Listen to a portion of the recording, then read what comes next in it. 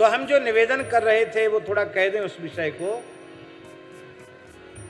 कि जब नारद जी ने भगवान के गुणों का वर्णन किया तो रुक्मिणी जी ने अपने मन में ये पक्का कर लिया कि मेरे प्राण जीवन धन तो श्री कृष्ण ही हैं, मैं उनकी ही जन्म जन्म की दासी हूं, वे ही मुझे पति रूप में प्राप्त हों। ये पक्का निश्चय कर लिया रुक्मिणी जी ने और अपना निश्चय अपनी जन्मदात्री माता को बता दिया।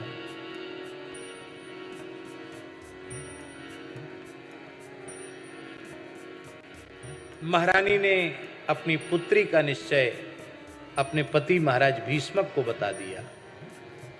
कितने प्रसन्न हुए भीष्मक, बोले मेरी बेटी कितनी भाग्यशालिनी है। मेरा भी मन यही कर रहा था कि मेरी बेटी तो केवल श्री कृष्ण के योग्य है। बहुत अच्छा हुआ मेरी बेटी ने संकल्प कर लिया है, तुम भी बहुत प्रसन्न हो। रुक्मी केवल विरोधी था और जो भाई थे वो भी प्रसन्न हो गए, बोले हाँ मेरी बहन के योग्य तो श्री कृष्ण ही। रुक्मी विषय है ना, वो तो जहर का काम करेगा, वो विरोधी था।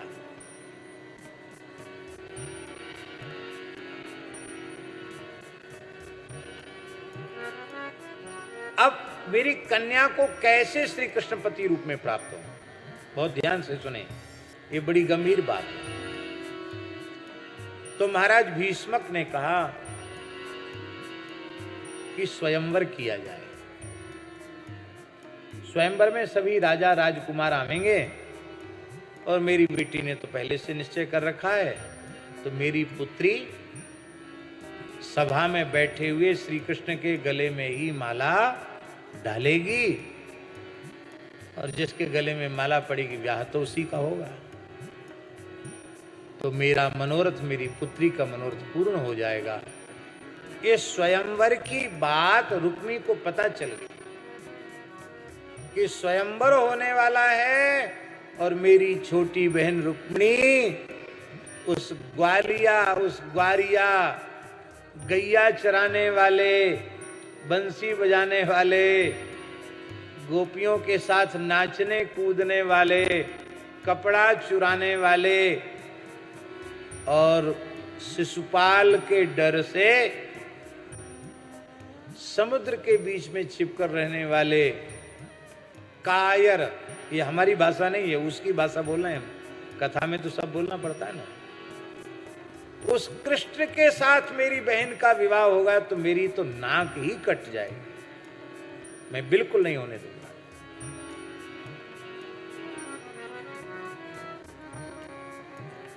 जरासंध के साथ इसकी मैत्री थी और एक बड़ी रहस्य की बात है, पुराणों के अनुसार जरासंध के पहले पुत्र नहीं था।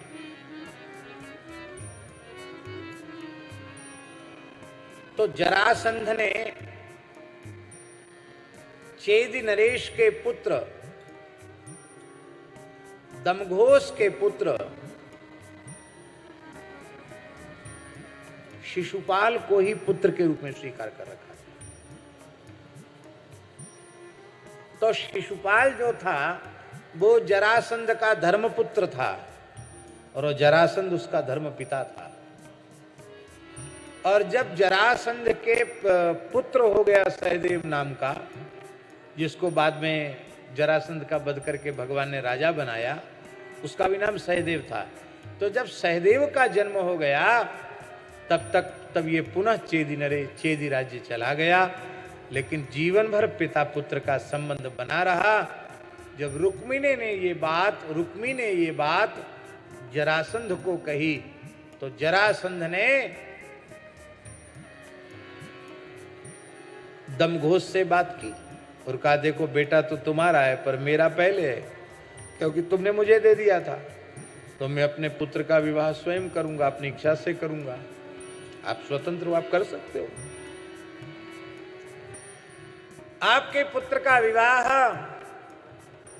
कुंडिनपुर नरेश भीष्मक महाराज की बेटी रुक्मिणी के साथ आपके पुत्र का मैं विवाह करूंगा। और जरासंध ने दमघोष से बात करके ब्राह्मण के हाथ में नारियल और दक्षिणा देकर के भेज दिया। भरे दरबार में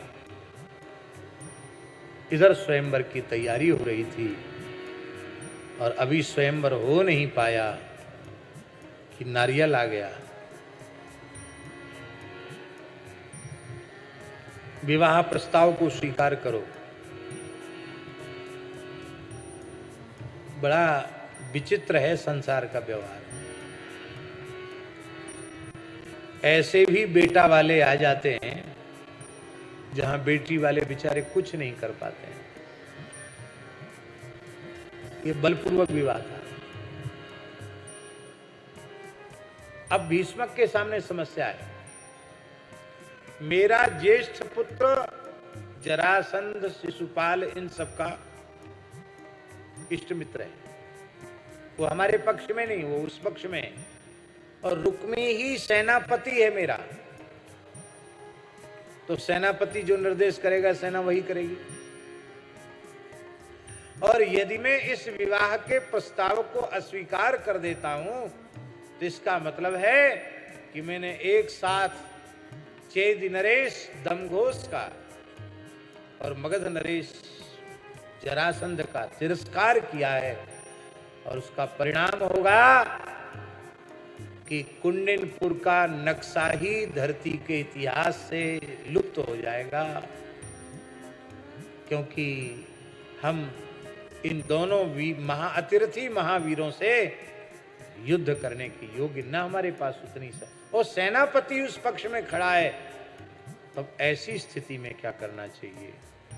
रोते हुए मन से भीष्मक ने नारियल ले लिया, विवाह का प्रस्ताव स्वीकार कर लिया। स्वयंवर का भी हल्ला हो गया था कि स्वयंवर होगा, स्वयंवर होगा, स्वयंवर होगा। ध्यान से सुने, स्वयंवर का हल्ला हो गया था क्योंकि स्वयंवर की तैयारियां चल रही थी। उसी समय नारियल आ गया और श्री कृष्ण भी कह चुके थे कि मैं भीष्मक की पुत्री के साथ विवाह करूंगा, मैं स्वयंवर में जाऊंगा, मैं रुक्मिणी के साथ विवाह करूंगा। लेकिन जब नारियल आ गया तो श्री कृष्ण ने अन्य मनस्क होकर कहा, मुझे विवाह तो करना है, किंतु अन्य मनोलग्ना कन्या के साथ विवाह शास्त्र निषिद्ध है, अतएव मैं विवाह नहीं करूंगा। आप सब हमारी भाषा समझ रहे कि नहीं?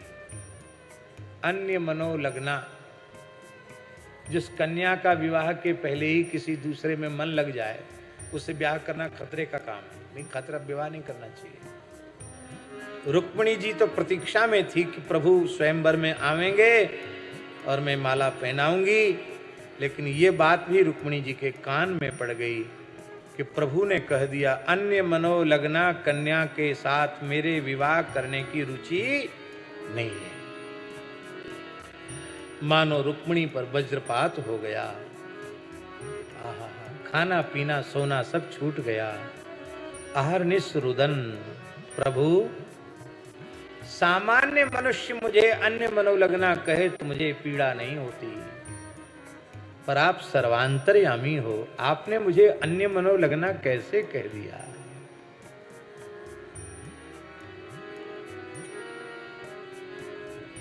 आपको आना पड़ेगा। जेहि को जेहि पर सत्य सनेहु, सोते ही मिले ना कछु संदेहु। वो मिलता है, इसमें संदेह नहीं है, अवश्य मिलता है।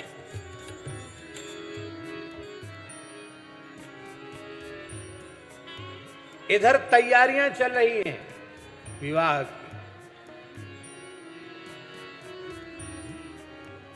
रुक्मिणी जी ने अपने कुल पुरोहित, वृद्ध कुल पुरोहित ब्राह्मण को आमंत्रित किया और एकांत में प्रार्थना की कि हे ब्राह्मण देव, अब आप कृपा करो तो इस दासी को भले ही श्री कृष्ण के चरण कमल मिलें, अन्यथा मुझे चरणों की प्राप्ति अत्यंत कठिन है। और पत्र लिख करके श्री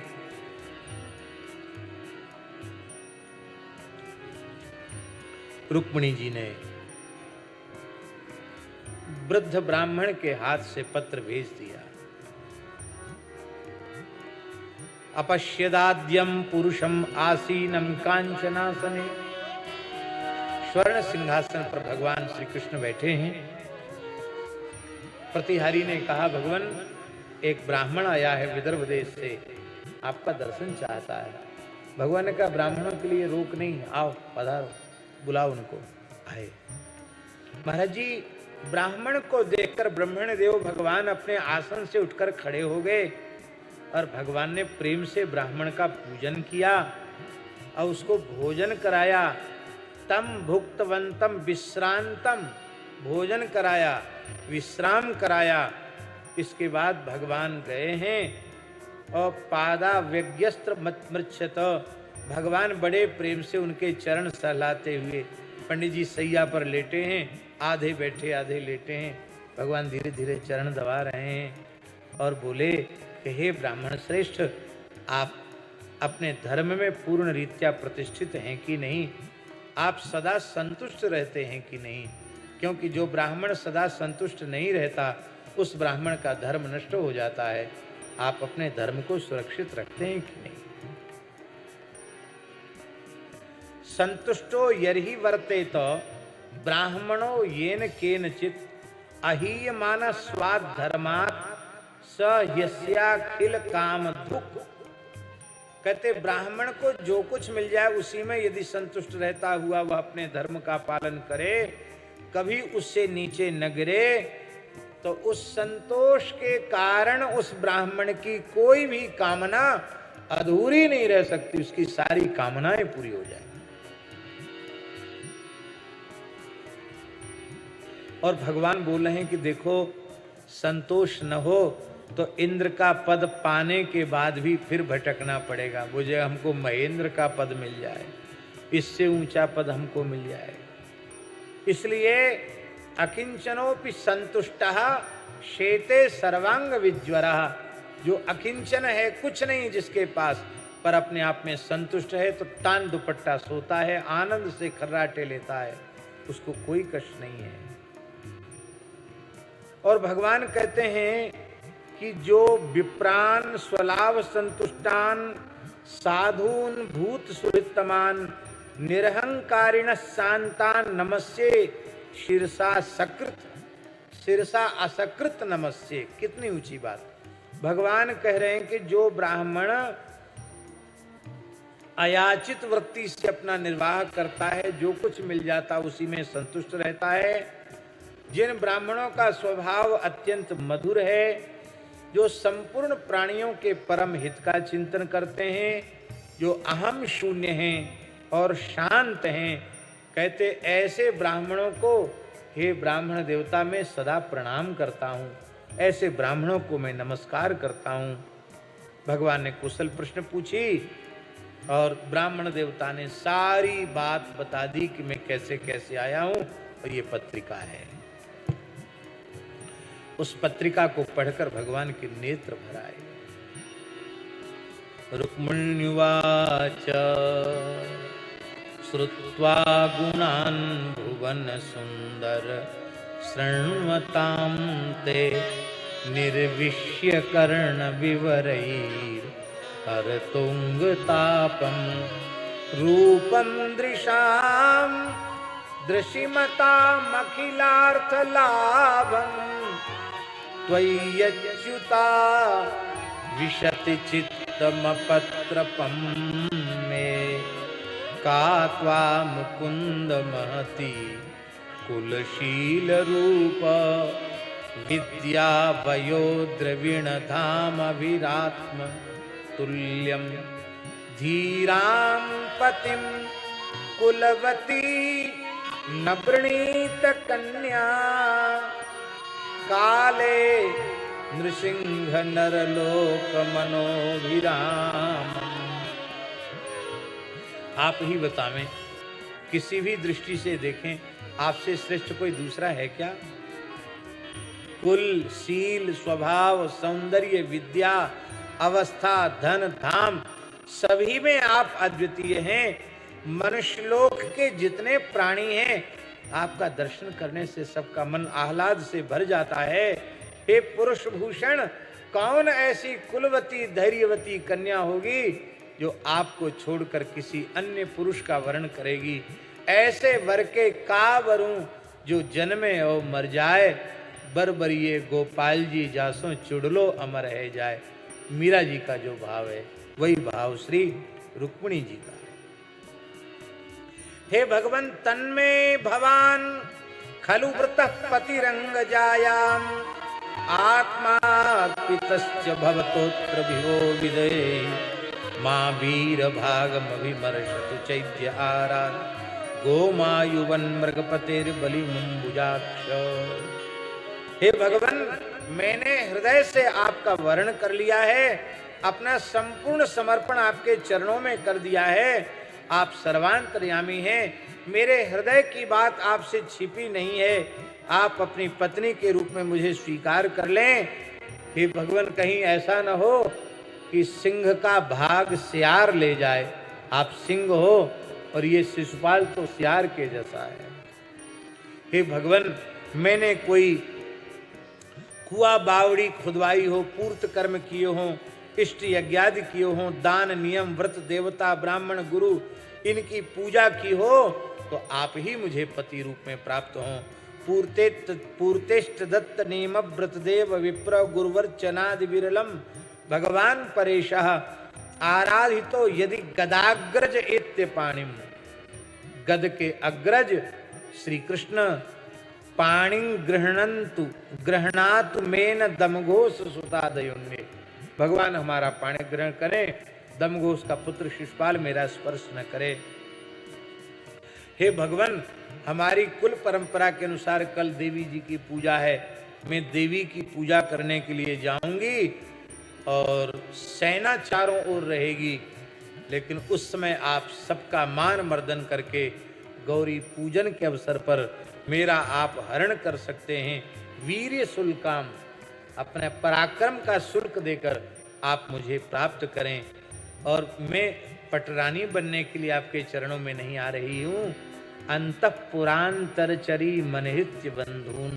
हे भगवान, मैं आपकी अंतःपुर की किंकरी बनने के लिए, सेविका बनने के लिए, हे भगवान, मैं आपके चरणों में आपकी चरण कमल की धूल से स्नान करने के लिए मैं आपकी किंकरी बनना चाहती हूँ। यदि आप मुझे स्वीकार नहीं करेंगे तो मैं अपने प्राणों का त्याग कर दूंगी। आत्महत्या पाप है, अनशन व्रत लेकर प्राणों का त्याग कर दूंगी। हे भगवान, आप सत्य शपथ पूर्वक ये बात समझें। यदि आप नहीं आए तो मेरे प्राण निकल जाएंगे। मेरे मृत शरीर का भले ही स्पर्श करे शिशुपाल, जीवित अवस्था में आपके अतिरिक्त मेरे शरीर का स्पर्श कोई नहीं कर सकता। मान लो आप नाराज हो, मान कर गए हो कि नहीं मिलेंगे, नहीं मिलेंगे, नहीं, कब तक नहीं मिलोगे? जहिया मसून, मैं प्राणों का त्याग कर दूंगी। व्रत कृसान शत जन्म भी स्यात्, सैकड़ों जन्मों तक मैं बार बार जन्म लेकर तप करती रहूंगी आपको प्राप्त करने के लिए। जन्म कोटि लग रगड़ हमारी, बरऊं कृष्ण न तु रहूं कुमारी। जो वहां बरऊं शंभु, यहाँ बरऊं कृष्ण न तु रहूं कुमारी, ये निश्चय किया है। इस पत्र को पढ़ करके भगवान के नेत्र भर आए। आप हमारे संत वाणी चैनल को सब्सक्राइब करें, वीडियो को लाइक करें, शेयर करें और हाँ, बेल आइकन पर क्लिक करना बिल्कुल ना भूलें, ताकि हमारी किसी भी वीडियो की सूचना सबसे पहले आपको मिले।